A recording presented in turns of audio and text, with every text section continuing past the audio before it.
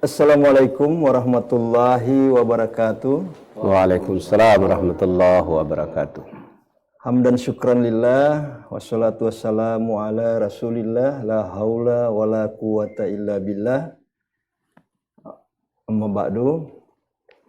Pemirsa Mimoza TV di mana saja berada, pagi hari ini kita akan melanjutkan kembali bincang santai Tauhid Tasawuf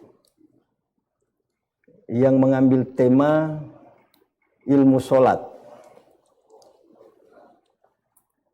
Kegiatan ini disponsori oleh Majelis Az-Zikra Gorontalo di bawah Yayasan Nur Yaqza, kerjasama dengan kami dari Pasca Sarjana IAIN Sultan Amai Gorontalo, khususnya di Prodi Pendidikan Agama Islam. Alhamdulillah pada pagi hari ini kita sudah hadir ya bersama kita, yaitu Kiai Haji Ma'ruf Dattau SIP, Ketua MUI Atinggola, Kecamatan Atinggola, ditemani oleh Bapak Dr. Zulzain Ilahude MP, dosen Universitas Negeri Gorontalo, yang alhamdulillah masih setia menemani. Alhamdulillah. Dan Ibu Alia Gibran, seorang aktivis perempuan yang banyak bergerak di bidang sosial kemasyarakatan, termasuk kali ini bergelut di bidang dakwah. Dan saya sendiri adalah Najamuddin Putra Solong, selaku host pada kegiatan ini, Sekretaris Prodi PAI Pasca Sarjana IAIN Sultan Amai Gorontalo.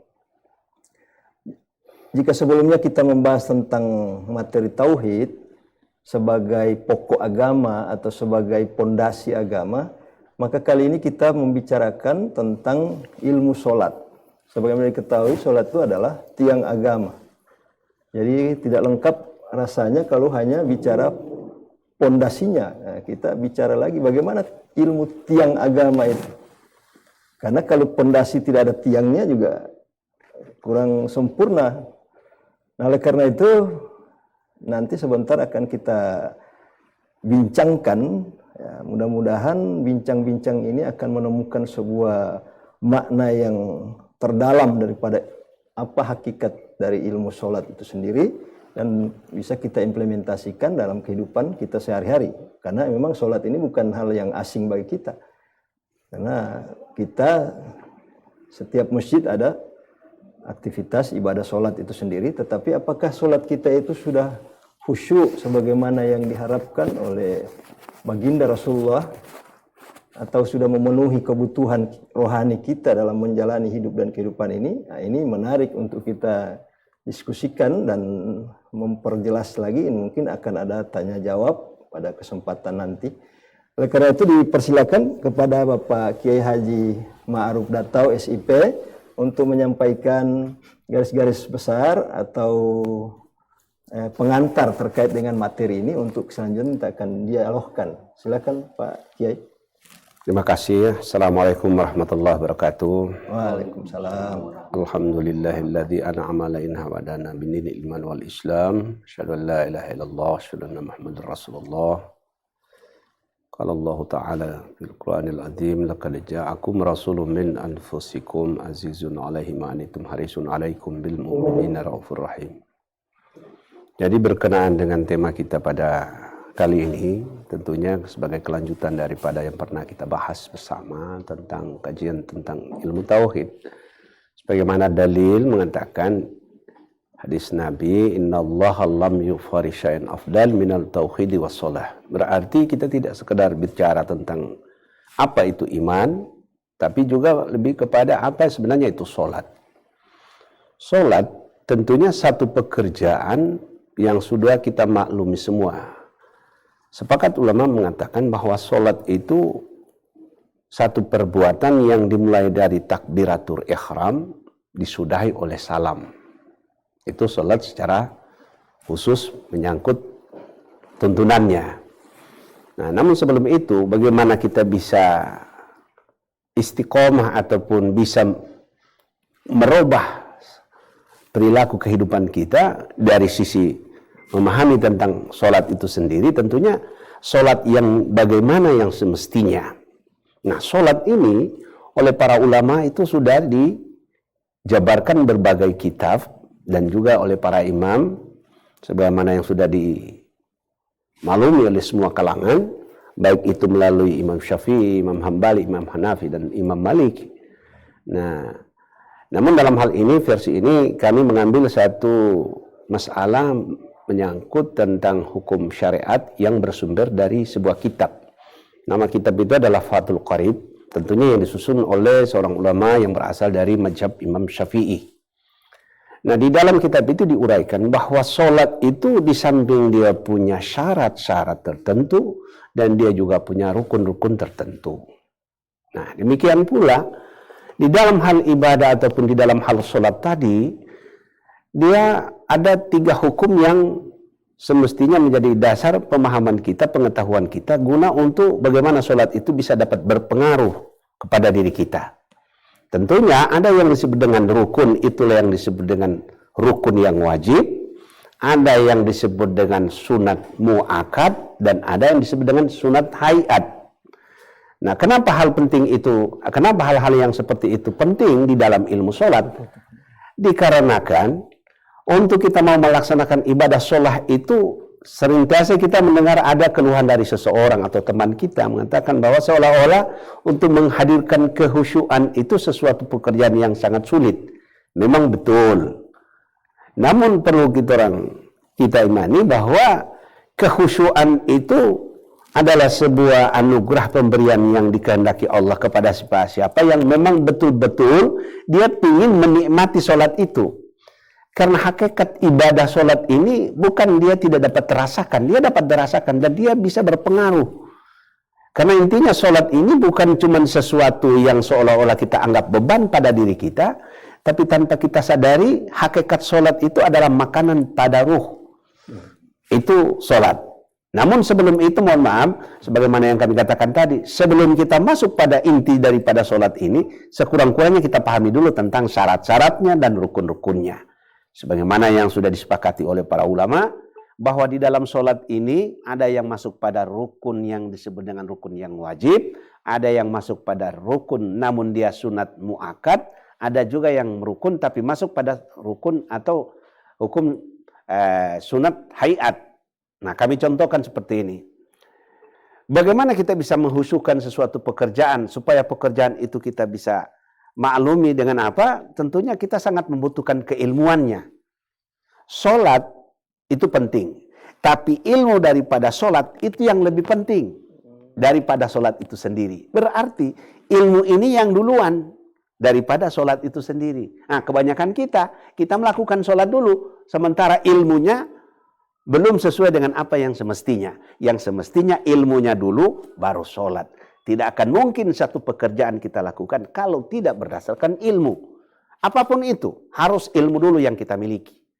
Sehingga kuncinya dalam pelaksanaan ibadah sholat tadi ini, kalau sudah ada ilmunya, insya Allah sholat yang bagaimana dimaui oleh Nabi itu akan kita dapati. As-salatu ra'aitumus sholat. Itu sebagaimana hadis Nabi. Sholatlah kamu sebagaimana aku sholat. Nah, kita kan tidak melihat Nabi.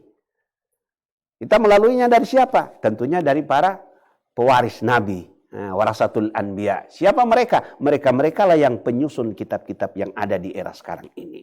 Tentunya dengan berbagai macam yang ada ini, nah tentunya kita melihat kepada mazhab yang sebagaimana yang kita yakini. Sebagaimana apa yang kami katakan di dalam kitab Fathul Qarib, ini yang disusun oleh ulama dari mazhab Syafi'i. Nah, beliau menyusun kitab itu untuk kita mengikuti tata cara sholat baginda Rasulullah SAW. Nah, namun tentunya berkenaan dengan itu kita tidak bisa melupakan tentang apa yang pernah digagas oleh para pendahulu kita, orang-orang tua kita, khususnya yang ada di Gorontalo umpamanya. Nah, di Gorontalo pada umumnya orang memahami tentang ilmu sholat ini, ada yang mengatakan bahwa rukun sholat itu adalah gabungan dari 3 unsur yang penting di dalam Islam. Apa itu? Rukun iman, rukun Islam, dan rukun ihsan. Mana rukun iman? Rukun iman yang 6 tadi. Ini menyangkut keimanan. Mana rukun Islam? Rukun yang sudah kita pahami dari 2 kalimat syahadat sampai dengan haji tadi. Mana rukun ihsan? yaitu tadi, aku menyaksikan Allah seolah-olah hadir di hadapanku atau tidak menghadirkan, antabudul kana katara. Apabila engkau tidak menyaksikan, maka yakinilah Allah menyaksikan engkau. Itu rukun ihsan. Jadi ada 13 rukun. Ini dalam sholat. Mana 13 rukun dalam sholat itu? Ini mohon maaf. Sengaja ini kita angkat dikarenakan kita sholat secara umum yang ada sekarang ini, orang hanya langsung belajar, yaitu sholat itu sendiri. Tapi bagaimana memahami secara detail tentang itu aturan mainnya, sehingga pendahulu kita khususnya yang ada di Gorontalo mengatakan bahwa rukun sholat ini dia terbahagi pada 4 tempat, ada 3 tempat. Ada namanya rukun kauli, ada namanya rukun fi'li, dan ada namanya rukun qalbi. Nah, mana rukun kauli itu? Nah, rukun kauli ini adalah rukun yang terjahirkan pada kalam, takluknya pada pendengaran. Nah, sekarang kita uraikan dulu yang 13 rukun tadi. Sebagaimana apa yang sudah disyariatkan oleh baginda Rasulullah. Rukun yang wajib itu ada 13. Mana? Berdiri betul. Nah, niat, takbiratul ihram, ruku, iktidal, sujud, duduk antara 2 sujud, duduk tahiyat, bacaan salawat, tertib salam. Jadi ada 13 rukun ini, dia terdapat pada 3 tempat. Ada yang terbit pada lisan, namanya rukun kauli namanya. Itu ada berapa? Ada 5. Nah, ada 5. Mana itu? Rukun kauli. Rukun kauli itu yang pertama adalah takbiratul ihram. Allahu Akbar. Maknanya, kalau kita sholat tanpa ada kalam takbiratul ihram, pekerjaannya betul, tapi sarah dalam pandangan syariat. Kenapa? Karena harus ada dijaharkan melalui lisan takbiratul ihram. Allahu Akbar. Ini harus ada takluk ilmu. Kalau kita tidak tahu pekerjaan ini, maka itulah yang senantiasa membawa alam pikir kita lari kemana tadi. Tapi kalau kita fokus pada ilmu sholat tadi, maka apa yang dilakukan oleh diri kita diketahui oleh pengetahuan. Contoh seperti itu rukun kauli tadi. Apa yang dikalamkan oleh mulut, takbir tadi, terhujam ke batin, akal kita ini menerawan. Nah, kenapa pekerjaan ini jahir pada diri? Ini karena perintah Allah. Bukan karena kemauan saya untuk melakukan. Ini karena perintah Allah. Jadi takbir tadi itu bukan ada di situ, ada ingatan yang lain. Tapi karena dia melihat karena perintah tadi. Nah, itu yang pertama. Takbiratul ihram. Yang kedua mana itu rukun kauli? Bacaan Al-Fatihah. Bacaan Al-Fatihah itu tidak bisa dikurangi dan tidak bisa ditambah. Bacaan Al-Fatihah. Sehingga tajwidnya, makharajnya harus dijaga baik-baik. Nah, sering kita tanpa sadari, ini Fatihah ini kalau khususnya kita ada di Gorontalo ini berbagai macam versi. Ini mohon maaf kalau kita pelajari dari berbagai sumber yang ada yang secara sah para ulama menguraikan itu. Sebenarnya kita tidak bisa merubah-merubah ataupun mengganti-ganti. Karena itu sudah diatur oleh baginda Rasulullah. As-salatu ra'aitumuni sholat. Sholatlah kamu sebagaimana aku sholat. Nah, kita tidak melihat beliau. Kita melihat siapa? Tentunya sahabat-sahabat beliau. Demikian pula kita tidak melihat sahabat. Siapa yang selanjutnya beliau? Khulafaur Rasyidin. Demikian pula kita tidak melihat beliau-beliau. Nah, keturunannya ini yaitu para pewarisnya. Siapa sekarang? Mereka itulah para ulama yang telah menyusun kitab-kitab yang sekarang ada ini. Baru yang berikut rukun kauli mana? Setelah tadi takbiratul ihram, Al-Fatihah, bacaan tahiyat. Ini mohon maaf. Kalau di bulan Ramadan seperti ini, biasanya kalau kita sholat tarawih itu bagaikan kita ada perlombaan. Ini mohon maaf. Karena faktor kebiasaan kita melakukan ini hanya karena biasa, sehingga kita lalai. Kita melakukan hanya karena kebiasaan tanpa kita sadari. Ini amal ibadah di bulan Ramadan. Namun karena kebiasaan, ya kita buat sebagaimana biasa. Selesai. Selesai. Sehingga jangan mengherankan ibadah tadi tidak sampai mempengaruhi sendi kehidupan kita masing-masing. Ini intinya tentang ilmu sholat itu. Yang berikut mana? Rukun kauli yang berikut, yaitu bacaan salawat. Bacaan salawat. Allahumma salli ala Muhammad wa ala ali Sayyidina Muhammad. Termasuk rukun. Yang terakhir, rukun kauli itu bacaan salam. Assalamualaikum warahmatullahi. Kalau cuma sekedar kita melirik begini, walaupun salam itu ada di hati, benar, Allah lihat itu. Tapi secara hukum, secara syariat, apa yang diperintahkan Nabi, Anda tidak zahirkan. Berarti Anda bersalahan dengan pekerjaan baginda Rasulullah. Itu maksudnya. Nah, itu namanya pekerjaan rukun kauli. Ada namanya rukun fi'li. Sehingga orang-orang tua dulu kita mengatakan, ini yang dimaksudkan dengan rukun yang 5. Nah, rukun yang 5 itu apa? 2 kalimat syahadat, sholat, puasa, zakat, haji. Rukun Islam. Nah, rukun Islam ini jangan kita diamkan, harus kita siarkan. Bagaimana itu 2 kalimat syahadat, harus kita siarkan. Begitu juga sholat, harus kita tegakkan, perintahkan.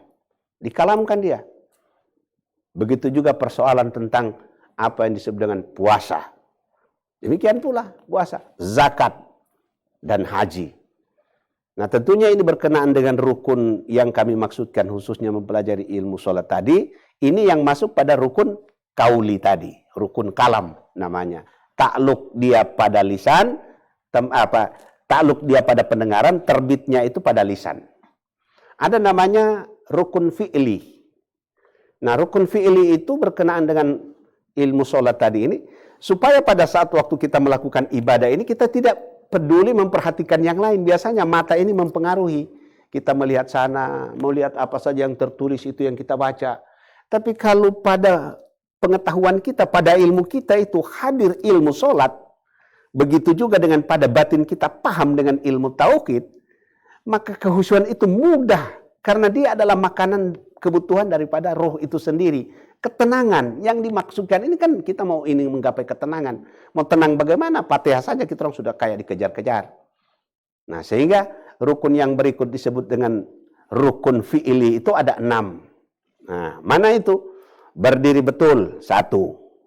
Ruku 2. Jadi ruku itu rukun. Ada orang ruku, tapi rukunya ini seolah-olah sudah membelakangi kiblat. Padahal di dalam kitab Fathul Qarib diuraikan bahwa pada saat kita mau meruku itu, kalau bisa ada papan, bisa diletakkan di bagian punggung kita, maka papan itu rata.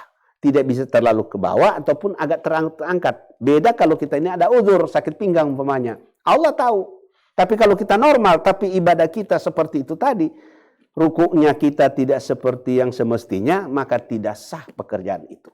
Kalau dia normal, beda kalau dia orang sudah udur atau sudah tua, sudah sering sakit-sakit pinggang. Nah, itu berbeda. Baru yang berikut, i'tidal. Demikian juga. Ini termasuk rukun fi'ili, tapi sering kita tidak perhatikan. Pada saat kita mau bangkit dari ruku. Sami Allahu liman hamidah. Nah, harus tegak dulu. Sekurang-kurangnya ada tasbihnya. Rabbana lakal hamil'us samawati wa mi'ul ardi unsayin ba'. Tapi sering tanpa kita sadari, i'tidal ini ada yang semua tunggu di setengah. Sami Allahu liman hamidah. Karena, mohon maaf, karena imam mungkin terlalu cepat, makmum bilang semua tunggu di setengah, Jo. Jadi waktu pas dia mau bangkit dari ruku, cuma Allah, baru Sami Allah, dia langsung ke bawah gini. Maka pekerjaan semacam itu, kata Nabi, itu belum tepat. Dan dia tidak akan mempengaruhi. Kenapa? Bukan itu solat tadi sebagaimana diharapkan oleh Allah. Inna solata tanha anil fasya'i wal munkar. Sehingga ada sering orang mengatakan, itu kan dia senantiasa solat. Tuh, tapi kenapa itu mulutnya tidak bisa ditahan oleh orang sebelah, orang Birman sebelah. Jadi bukan persoalan solatnya yang tidak betul. Orang yang melakukan solatnya yang kurang tepat. Ilmunya yang kurang pas mungkin. Nah, seperti itu. Itu namanya rukun fi'li. Yang berikut mana? Sujud. Demikian pula sujud. Bagaimana cara baginda Rasulullah sujud itu? Ada namanya 7 anggota sujud. Jidat, 2 telapak tangan, 2 bagian apa ini? Dan 2 telapak kaki. Jadi ada 7. Nah, ini tempat namanya rukun fi'li. Yang berikut mana? Duduk tahiyat. Juga itu adalah rukun fi'li. Nah, dia ada 6 ini, dia tempat terbitnya pada anggota, ta'aluknya pada penglihatan. Bisa dilihat bagaimana itu ruku yang benar, yang itu tadi. Bagaimana itu sujud yang benar, itu tadi. Bagaimana itu i'tidal yang benar. Nah, kalau ditopang dengan ilmu ini, insya Allah itu sholat dia tetap akan berpengaruh. Bukan hanya dalam bagaimana dia memahami secara kerohanian, tapi itu solatlah yang senantiasa menjaga dirinya dari dia berkata sesuatu yang tidak baik. Kenapa? Karena di solat itu kita sebenarnya bersumpah kepada Allah. Sebagaimana sunat di dalam solat itu masuk pada rukun sunat hayat namanya. Mana itu? Doa iftitah. Allahu Akbar kabira. Walhamdulillahi katsira wa subhanallahi bukuratan wa asila inni wajadtu wajhiya. Nah, padahal itu kan sesuatu kalam kita bersumpah, inna salati wa nusuki wa mahyaya wa mamati lillahi rabbil alamin. Padahal kita bersumpah kepada Allah, hidupku, matiku. Berarti bukan cuma pada saat kita sholat. Selesai dari sholat ini, apakah kita sudah di luar daripada sholat? Tidak. Secara zahirnya, secara syariatnya benar, cuma sampai di salam. Tapi secara hakikat sholat, kita orang selesai sholat itu juga sementara sholat. Sebenarnya, sehingga ada pendapat ulama mengatakan, sholat itu ada 3 versi. Ada namanya sholat syariat, ada namanya sholat tarekat, dan ada namanya sholat hakikat. Dan saya tidak membahas tentang itu. Kita membahas tentang dulu ini ilmu daripada sholat. Nah, yang berikut. Mana itu rukun fi'li? Dan itu tadi, duduk tahiyat. Itu syaratnya juga, duduk tahiyat. Karena kebanyakan tahiyat ini ada orang duduk sama dengan duduk ihtiras. Ada perbedaan itu, duduk ihtiras dan duduk itu tahiyat. Berbeda. Kenapa? Karena yang menuntun itu baginda Rasulullah. Sehingga ada perbedaan tadi. Biasanya kalau di majelis ta'lim, itu kami secara pribadi mempraktikkan itu. Karena ini karena hanya kita bincang-bincang santuy. Jadi sekedar itu saja. Nah, demikian pula ada namanya rukun kholbi. Itu ada 2. Nah, apa itu? Itulah yang disebut dengan rukun ihsan yang ada di dalam Islam. Jadi ada namanya rukun iman, ada namanya rukun Islam, dan ada namanya rukun ihsan. Nah, ini yang sudah mulai terkontaminasi di era sekarang.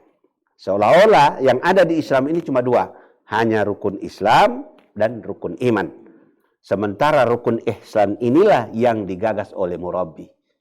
Bagaimana engkau beribadah kepada Allah itu seolah-olah engkau melihat Allah. Antabudallah ka anak katara. Seolah-olah seperti itu. Seandainya belum mampu engkau seperti itu, maka yakinilah Allah melihat engkau. Nah, bagaimana pekerjaan kita ini kalau kita yakini Allah menyaksikan kita? Jangankan dulu Allah, orang lain saja, orang lain perhatikan pekerjaan kita. Sering kita harus berikhtiar terbaik, sebaik mungkin.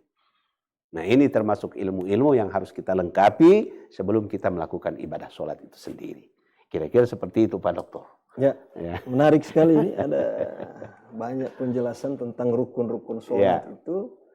Dan memang kalau kita merujuk ke dalil itu, shollu kama ra'aitumuni usolli. Jadi sholatlah kamu sebagaimana Nabi sebagaimana melihat aku sholat. Nah, sehingga itu sholat Nabi yang bisa kita lihat adalah zahirnya. Tapi bagaimana melihat sholat Nabi dari sisi batin Nabi. Artinya hadap hati Nabi ketika sholat itu kan tidak sekedar dilihat dengan kasat mata. Berarti ada mata batin.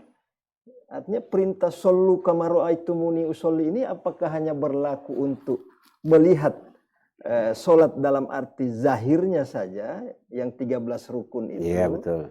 Atau juga bagaimana cara melihat batin sholat? Nah, makna daripada pertemuan kita kali ini. Kenapa saya katakan ini kelanjutan dari statement awal tadi, pertemuan kita awal tadi, karena ada kelanjutannya.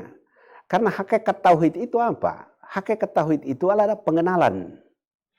Nah, tidak mungkin setelah kita mengenal sesuatu, nah, dan pengakuan dari pengenalan inilah yang kami maksudkan sholat itu. Jadi hakikat sholat itu bukan persoalan kita mau cari pahala, bukan kita mau cari kedudukan, bukan. Persoalan pengakuan yang pernah kita hadirkan tadi itu tentang iman tadi, sehingga sholat ini terjahirkan. Nah, bagaimana perjalanan hati baginda Nabi pada waktu sholat? Nah, tentunya dari berbagai kitab yang pernah kami ketemukan, sesungguhnya Nabi telah menuntun umat ini bukan hanya persoalan tentang apa yang dibuat oleh zahir, Tapi apa yang berjalan pada batin ini sebenarnya Nabi sudah memberikan petunjuk, pedoman tentang hal itu. Namun oleh berbagai ulama yang telah menggagas keilmuan ini, sering ada perbedaan-perbedaan tertentu yang di kalangan mereka, yang itu bagi kita ini sebenarnya kita tidak layak untuk mempermasalahkan tentang itu. Itu bagi kalangan mereka, dikarenakan persoalan perbedaan sudut pandang tadi.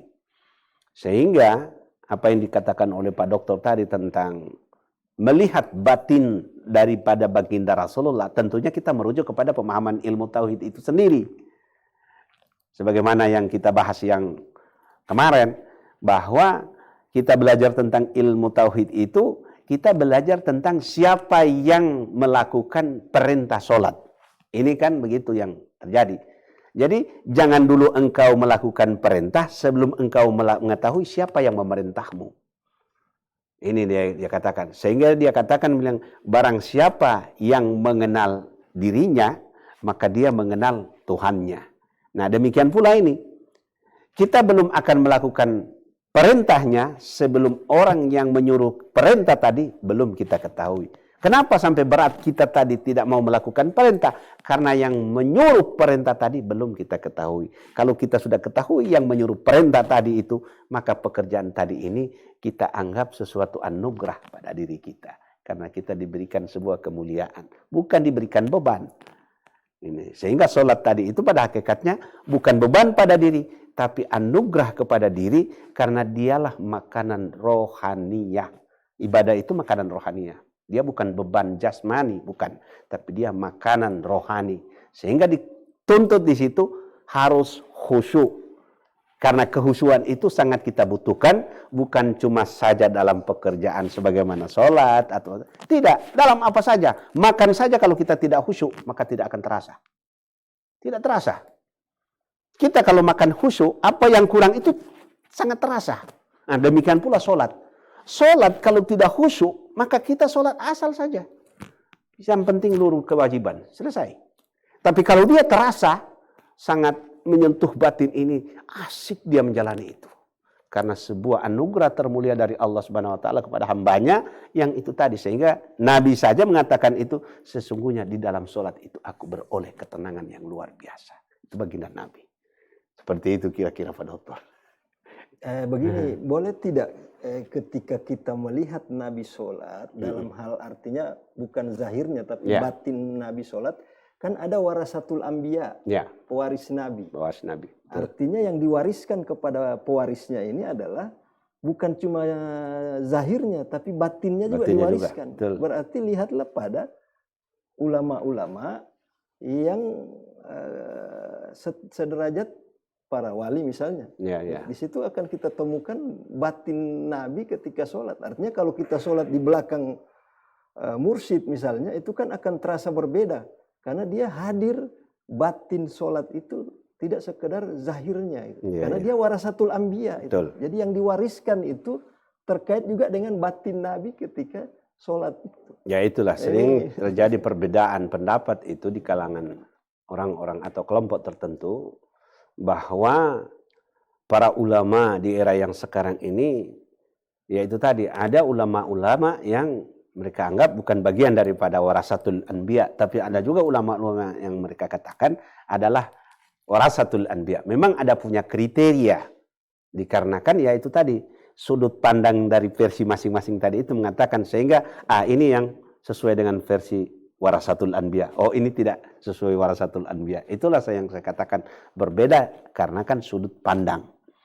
Nah mohon maaf, sehingga saya katakan tadi itu bagaimana kita bisa memantau batin baginda Rasulullah. Tentunya kita tidak bisa ada kemampuan untuk sampai mendalami itu. Cuma kembali kepada rujukan kita, bagaimana kita memahami tentang keimanan baginda Nabi. Karena tinggal di situ saja kita jalan kita untuk menelusuri bagaimana batin Nabi pada saat sholat. Nah, karena tidak mungkin juga, bukan dalam artian cuman pada saat sholat batin Nabi seperti itu, tidak. Di luar sholat pun seperti itu keadaannya. Karena batin itu oleh Allah katakan itu senantiasa hudur hati kita kepada Allah ini, bukan nanti pada waktu-waktu tertentu, bukan nanti kita pada saat umpamanya zikir, setelah zikir lepas lagi. Tidak. Tapi zikir ini hanya karena untuk mengistiqamahkan itu tadi, ingat tadi. Sehingga kita buat, ya itu tadi semacam ada ratib, ada zikir. Itu dia kan semacam istilahnya upacara, latihan. Tapi pada hakikatnya sebenarnya bukan cuma sekedar latihan tadi. Tapi yang lebih utama ini kita setelah di luar latihan. Seperti puasa. Puasa ini kan kita untuk melatih diri, nafsu kita ini, di puasa ini. Nah, bukan persoalan ini di Ramadan sini. Setelah selesai puasa, seolah-olah lepas sudah Ramadan. Padahal hakikatnya kita bisa jadikan hidup kita ini selama seperti puasa Ramadan ini. Nah, karena apa? Di Ramadan ini sebenarnya anugerah Allah itu. Di mana likur yang pertama adalah rahmat. Yang berikut likur yang kedua adalah maghfirah. Dan likur yang ketiga minan nar. Bagaimana yang diampuni oleh Allah? Jadi bukan hanya kita ikhtiarkan cuma di bulan Ramadan ini. Itu kita pelihara terus. Bukan setelah Idul Fitri ya sudah selamat jalan Ramadan. Kita kembali kepada asalnya. Sama dengan nyanda itu.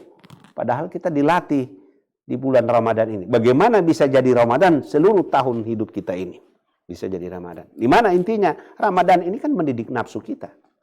Mendidik nafsu untuk bagaimana kita bisa dapat menahan kesabaran, keikhlasan, berkenaan juga dengan. Sehingga kalau sering teman-teman yang sudah mengikuti suluk, nah, itu di suluk itu pada intinya ada amalan-amalan tertentu untuk melatih. Nah, sehingga dibuat namanya ada semacam rangkang itu di bahasa Aceh itu rangkang namanya. Kalau kita di sini apa itu Gorontalo bilang ngobekeng itu yang ya wanggubu. Mau masuk di situ itu ditutup pakai kain, duduk di situ, tidurnya kita di situ, zikirnya kita. Ya. Iya, kita untuk di situ untuk berzikir kepada Allah, mengingatkan pada kematian. Nah, itu kalau di Solo. Ya, pernah itu di Gorontalo pernah ada di masa-masa itu orang-orang tua dulu kita, cuma di era yang sekarang ini memang sudah seolah-olah itu hanya terjadi padahal dari dulu kemari orang-orang tua kita sudah merintis tentang ini. Ya. Itu sehingga ada istilah suluk. Suluk itu adalah perjalanan salik. Salik itu siapa? Murid yang suluk itulah perjalanan mereka. Itu yang dikatakan suluk. Nah, seperti itu. Untuk melatih bagaimana nafsu kita ini yang ya namanya saja karena ini mohon maaf karena berbicara tentang nafsu ini sendiri. Nah, sulit untuk mengatakan karena nafsu itu walaupun dia berbagai macam versi, ada namanya amarah, ada namanya lawamah, ada namanya mulhimah, ada namanya mutmainah, ada namanya maradiyah, ada namanya kamilah.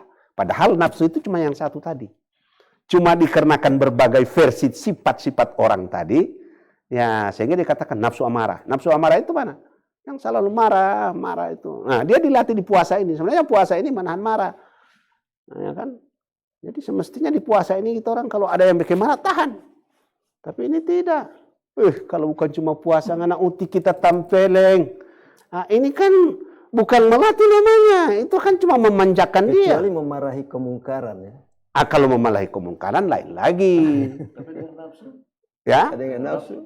Harus nafsu itu bukan berarti dia jelek, tidak. Nafsu itu yang sebagaimana saya sebutkan tadi, itu nama-nama dari tingkatan-tingkatan nafsu. Tapi nafsu itu saja. Bagaimana itu dia akan dikatakan lawama? Mana itu lawama? Menyesal. Menyesal saya itu ada bagian bagi itu kasihan kan. Tidak boleh semestinya. Itu nafsu lawama. Begitu juga kalau nafsu amarah. Nafsu amarah, orang lewat saja di muka rumah saja dia. Tapi Nabi itu kan berperang di bulan Ramadan pernah ada. Ya, ini mohon maaf. Kalau untuk setingkat Nabi berperang pada masa itu, beda. Rasulullah menegakkan perang waktu itu karena untuk membetulkan akidah. Membetulkan keimanan. Beda dengan berperang di masa kita sekarang ini. Kita ini kan cuma memperebutkan kekuasaan. Memperebutkan pengaruh. Tapi kalau baginda Rasulullah tidak. Tujuannya hanya untuk meluruskan keyakinan. Mereka ini orang-orang yang tidak percaya Allah. Itu yang diperangi oleh baginda Rasulullah. Tapi di era kita sekarang sudah tidak seperti itu lagi. Apakah agama-agama yang lain itu mereka tidak meyakini tentang Allah? Mereka yakin. Bukan tidak. Cuma kitanya yang merasa diri paling benar. Kenapa itu rahmatan lil alamin baginda Rasulullah? Sementara yang sebagaimana kita ketahui sekarang ini, banyak agama keyakinan-keyakinan, apakah mereka? Iyalah. Istilahnya ini kan memang anugerah yang sudah Allah tetapkan di alam kehidupan ini. Bukan harus kita paksakan, harus orang semua masuk Islam. Jangankan Anda, Rasulullah saja kalau sebagaimana perintah fadzakir innama anta mudzakir. Peringatilah. Sesungguhnya peringatan itu berguna bagi mereka. Tapi ingat, engkau tidak berkuasa atas diri mereka. Maksudnya, kalau mereka pada versi itu, lakum dinukum waliyadin. Kan begitu. Bukan dengan versinya kita harus ngoni begini, harus ngoni begini. Termasuk anaknya Nabi Nuh kan. Termasuk namanya Nabi Nuh. Bayangkan itu. Jadi tidak ada jaminan biar kita ini keturunan siapa. Oke, silakan Ya. Pak Dokter. Iya, Pak Mungkin Dokter. ada pengalaman. Jadi terima kasih. Assalamualaikum warahmatullahi wabarakatuh. Pakai Waalaikumsalam warahmatullahi wabarakatuh. Kembali lagi ke persoalan sholat. Ini menarik sekali. Jadi sholat itu kan harus ada ilmunya. Iya. Nah, berkembang ada dua versi. Ada yang sholat pakai ilmunya, ada yang sholat berdasarkan kebiasaan ikut-ikutan. Iya. Iya. taklid. Kalau ilmunya yang itu tidak perlu bahas. Pak Dokter. Tapi yang hanya berdasarkan ikut-ikutan ataupun kebiasaan sholat, kemudian terus tanpa dibekali dengan ilmu yang cukup, dia tampil menjadi imam misalnya. Seperti sekarang. Ini mohon maaf, ini memang dulu fenomena yang umum ya yang kita lihat. Sehingga apa yang tadi disampaikan oleh Pak Kiai, dia jadi imam. Nah, kita makmum. Ketika dia menurut kita, makmum ini kan mungkin ada juga yang punya ilmu pengetahuan. Kita berusaha meluruskan cara menegur. Tetapi yang muncul karena sudah biasa seperti itu, ya seperti tadi itu kan, dia dengan kecepatan tinggi. Ya. Nah, ada dua kemungkinan ini makmum. Ada yang tetap bertahan dengan berprinsip, yang penting Allah sudah tahu kita punya Bahkan ada yang bilang, ya sudah saya lafaz sendiri dengan keyakinan saya. Dan tetap saya sholat di sini. Tetapi ada yang fatal, dia pindah misalnya ke masjid yang lain, dia cari yang memang lafaznya bagus. Atau kemungkinan dia tidak sholat. Ya, ini kan yang terjadi, Pak. Terjadi, apalagi di bulan Ramadan ini, terutama pada sholat tarawih, Pak. Ini mohon maaf, mungkin di daerah kita.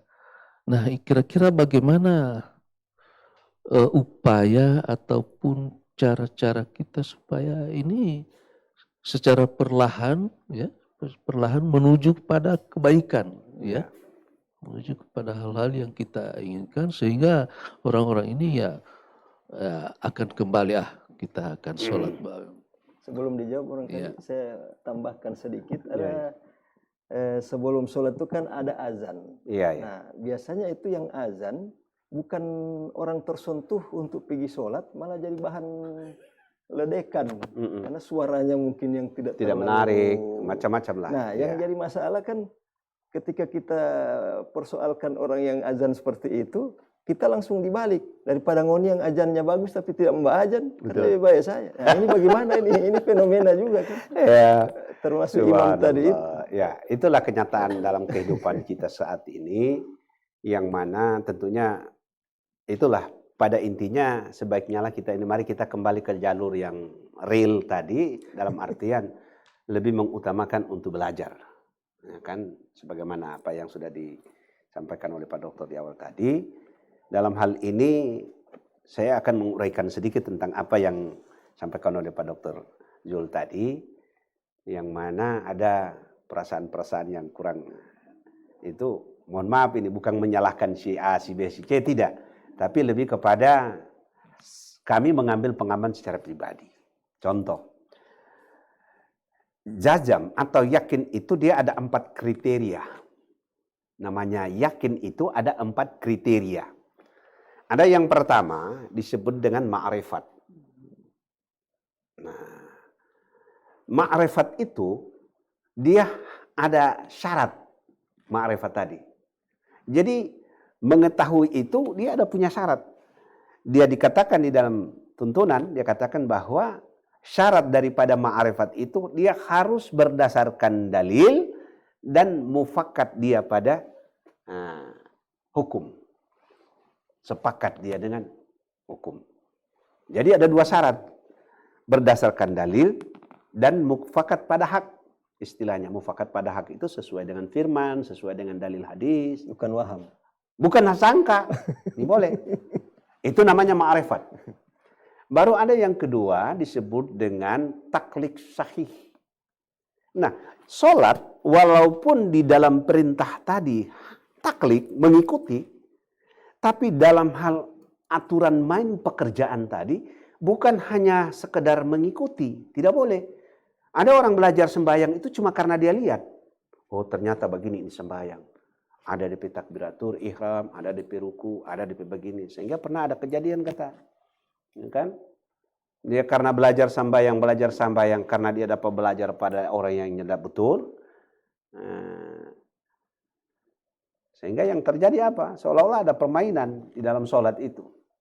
Dan sering itu orang videokan. Nah, sekarang di era sekarang ini kan sudah digitalisasi semua, bisa orang buat-buat saja. Padahal saya bilang inilah tuntunan-tuntunan yang dulu karena tidak didasari pada pengetahuan ya, jadinya seperti itu. Sehingga yang kedua tadi saya katakan ada namanya taklid sahih. Taklid sahih itu syaratnya cuma 1. Mufakat dia pada hak. Makna mufakat pada hak, apa yang sudah disyariatkan baginda Nabi, kerjakan sesuai itu. Tidak boleh tambah, tidak boleh kurang. Tidak bisa ditambah dan tidak bisa dikurang. Itu namanya taklid sahih. Itu persoalan jazam ini, persoalan yakin ini. Tadi yang pertama ma'rifat, yang kedua disebut dengan taklid sahih. Nah, yang ketiga ada yang disebut dengan taklid batil. Ini mohon maaf, sering terjadi di tengah-tengah kita, di antara kita dalam artian mengerjakan sholat ini hanya karena berdasarkan cerita dari si A, cerita dari si B, cerita dari si C. Dia punya dalil tapi tidak mufakat pada hak. Tidak ada aturan mainnya yang tersusun di dalam perintah dan larangan itu tadi. Taklid Cuma buta ya. Ya, itu namanya taklid batil. Ya. Taklid batil. Dia mengikuti sesuatu yang dia tidak tahu sendiri akan kebenarannya. Itu ada. Sebagaimana itu tadi itu kan, sudah sampaikan Joseph, yang penting kan Allah tahu. Padahal itu cuma menurut versinya ya. Padahal tuntunannya tidak ada. Kenapa itu sholat? Sholat ini tidak bisa kita orang tambah, tidak bisa kita orang kurang. Dan tidak bisa menurut versi diri sendiri. Oh, ini kan sesuai dengan kitab. Oh, tidak boleh. Kita ada tempat sandaran hukum. Kenapa? Karena satu saat nanti kita di yaumil akhir akan dimintai pertanggungjawaban oleh Allah. Sholatmu itu engkau ikuti sama siapa? Apakah sudah sesuai Nabi? Nabi sudah. Para sahabat bersaksi. Sudah menyampaikan ini kepada umat. Nah, kembalinya kepada kita. Belajar tidak. Mau suka tidak. Sehingga pekerjaan sholat tadi walaupun dia mudah, tapi tolong bantu dia dengan pengetahuan yang sesuai tuntunan. Itu yang ketiga. Ada namanya jahil murakab. Nah, jahil murakab ini yang lebih fatal. So, lebih fatal. Maksudnya lebih fatal itu mana? Aduh, sambayang yang tidak sambayang sama Jo. Ini itu yang jahil murakab. Bodoh di atas bodoh. Dan itu sangat fatal. Kalau cuma untuk dirinya tidak ada masalah. Tapi kalau dia bisa mempengaruhi pada orang, itu bisa akan celaka. Sampai jalun. Tapi ada yang bilang kalau tauhidnya sudah tinggi, sudah tidak perlu lagi sholat. Oh, bukan seperti itu. Mohon maaf. Mohon maaf. Jadi begini, mungkin Pak Dokter salah dengar. Ini bukan saya menyalahkan. Itu tidak. Mungkin Pak Dokternya yang salah dengar.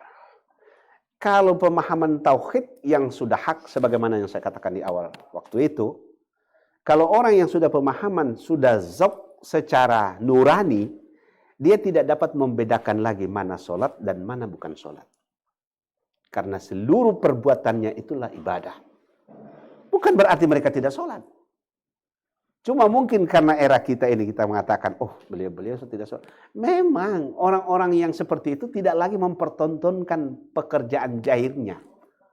Nah, beda dengan kita versinya kita era sekarang. Kita zikirnya di tengah orang banyak, wah luar biasa khusyuk.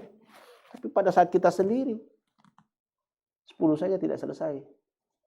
Tapi pada saat banyak orang, wah kita demonya lama sekali. Tapi pada kita sendiri, ini mohon maaf ini. Nah, itu namanya ada jajam atau yakin hanya pada zahil murakkab. Ada 3, 4 itu tadi. Jadi ada disebut ma'rifat, ada yang disebut dengan taklid sahih, ada yang disebut dengan taklid batil, dan ada yang disebut dengan jahil murakkab. Itu jajam tadi. Nah, yang dikhawatirkan oleh Pak Dokter itu tadi sudah terjawab, sudah. Karena dia cuma belajar dengan hanya kebiasaan, walaupun itu taklid sahih, itu syariat, sami'na wa ta'na, kami dengar, kami taati, berarti itu tidak ada yang pikir-pikir, tapi sesuai sumber, sesuai rukun yang sesungguhnya. Tidak boleh cuma sekedar, penting kan kita so iko begini. Tapi yang Anda iko ini betul tidak? Soalnya ada begini, sholatnya itu hanya menghadap matahari. Itu yang begitu-begitu fenomena banyak itu. Iya, itu kira-kira Pak Dokter pernah ketemukan? Informasinya justru Ya itulah masalahnya. MUI. Jadi MUI banyak ini persoalan informasi sesat, ini kan aliran-aliran sesat itu. ya pernah fenomena. Waktu itu saya diundang oleh pemerintah daerah, dalam hal ini oleh pemerintah kecamatan, untuk pernah sebagai bagian referensi, bukan sebagai pembanding, tidak, tapi sebagian referensi, karena saya selaku juga pembina majelis ta'lim yang ada di daerah perbatasan. Itu namanya majelis, itu adalah majelis silaturahmi. Saya selaku ketuanya, dan jamaahnya itu 2 daerah. Dari daerah wilayah Gorontalo Utara dan dari Kabupaten Merak Mengundung Utara. Itu terwakili dari Kecamatan Atigola dan Kecamatan Pinogaluman. Kebetulan kami sebagai ketuanya.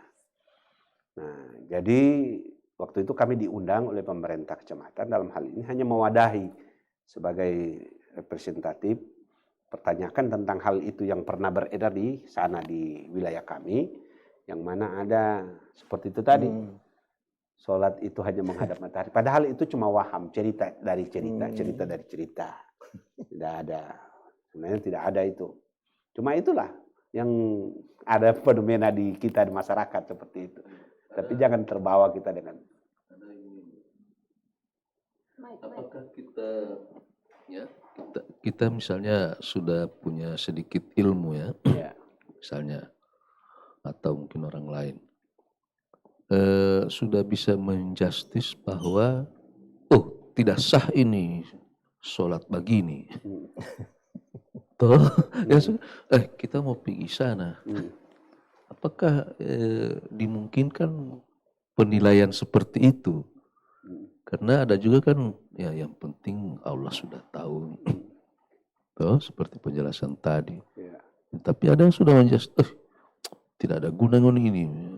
Ya itulah, kira-kira bagaimana Pak Dokter, ini mohon maaf. Tujuan kita belajar ini bukan untuk menyalahkan orang. Tapi tujuan kita belajar untuk membenarkan diri kita sendiri. Bukan untuk menyalahkan orang. Tapi memperbaiki. Enggak. Untuk membenarkan pekerjaan kita. Ini intinya. Jangan sampai terjadinya fenomena seperti apa yang beliau katakan tadi kan. Setelah ikut dengan ini, rupanya tidak betul ini. Salah. Nah, ini kan menjustis namanya. Bukan itu tujuan kita belajar. Bid'ah apa semua. Bukan itu tujuan kita belajar ini. Mohon maaf, ada prinsip orang-orang tua dulu kita begini. Sebenarnya tujuan kita belajar ini untuk apa? Tujuan kita belajar itu hanya untuk berintrospeksi pada diri, pada hakikatnya diri kita ini bodoh. Itu DP hasil. Hasilnya itu Pak.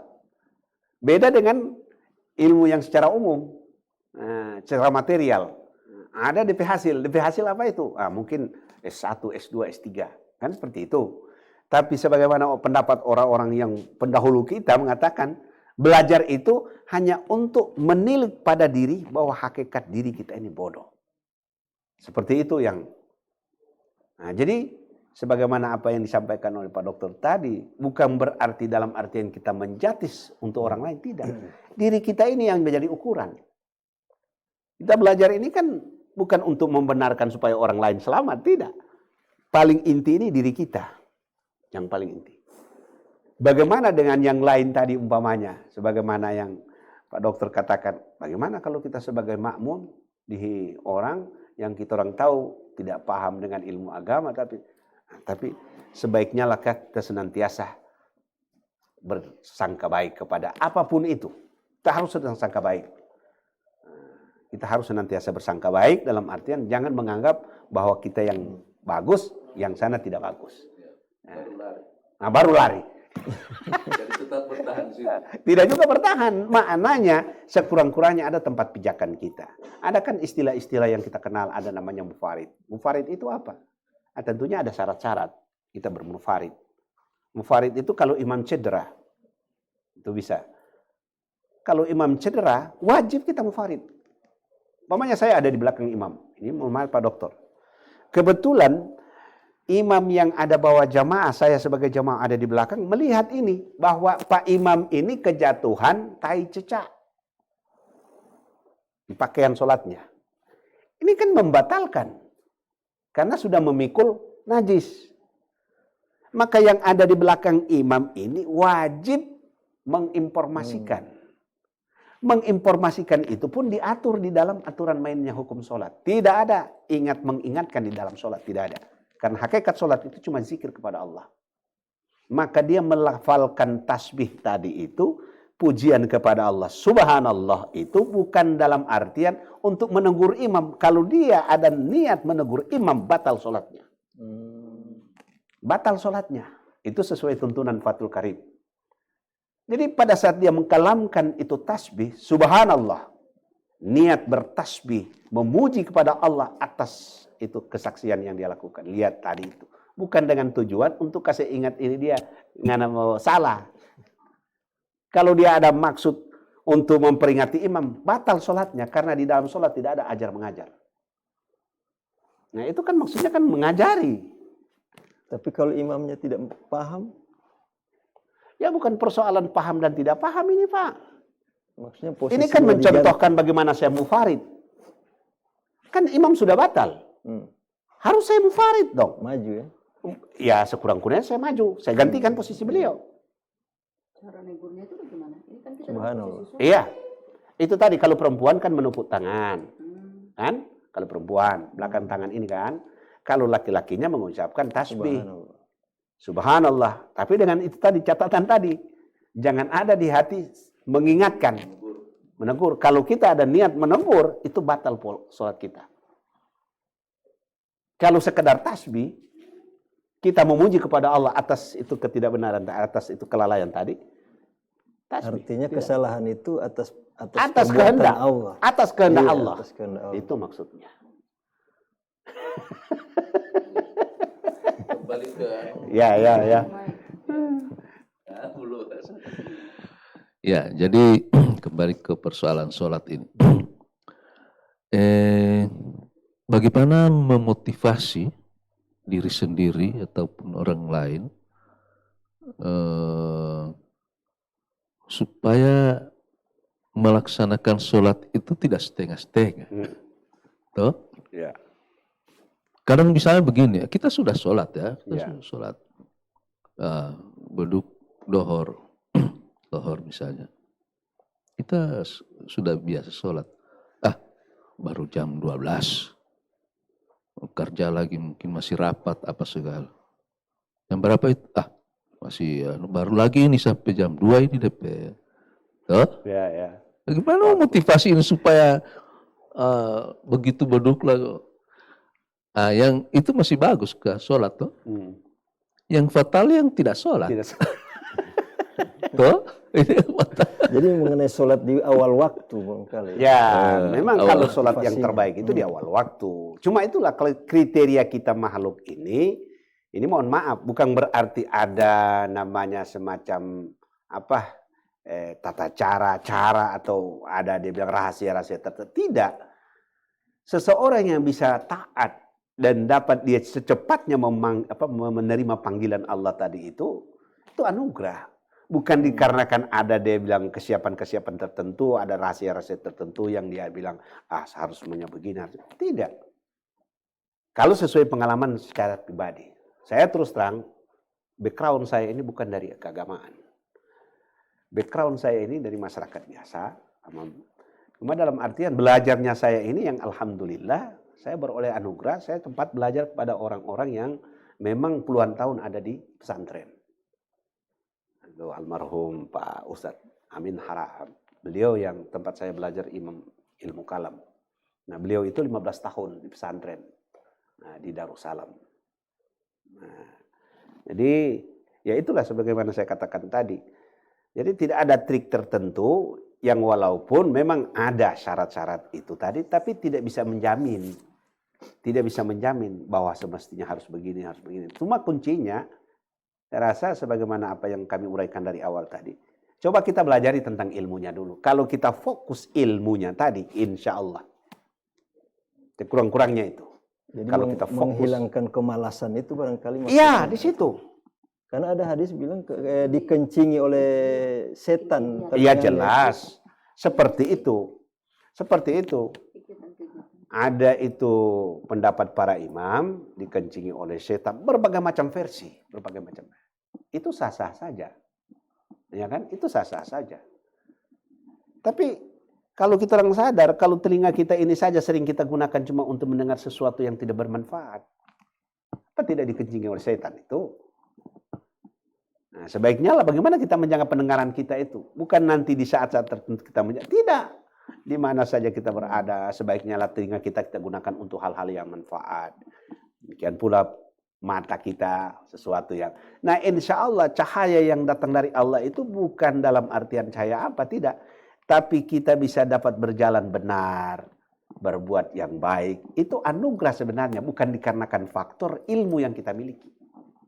Sehingga hakikat daripada kenapa itu Al-Fatihah. Ini mohon maaf, kita uraikan sedikit dulu tentang Al-Fatihah. Bismillahirrahmanirrahim. Al-Fatihah ini termasuk rukun di dalam sholat. Ya kan? Wajib hukumnya. Dia ada 7 kalimat yang berulang-ulang yang dikatakan di dalam kitab Fathul Qarib. Anda tidak mampu Fatihah, ganti dengan 7 tasbih. Tidak mampu dengan 7 tasbih, ganti dengan selama setiap bagaimana tasbih itu 7 kali. Bayangkan begitu pentingnya itu Fatihah. Nah, kalau kita mentilik bacaan suratul Al-Fatihah ini, subhanallah. Kalam yang pertama itu Bismillahirrahmanirrahim.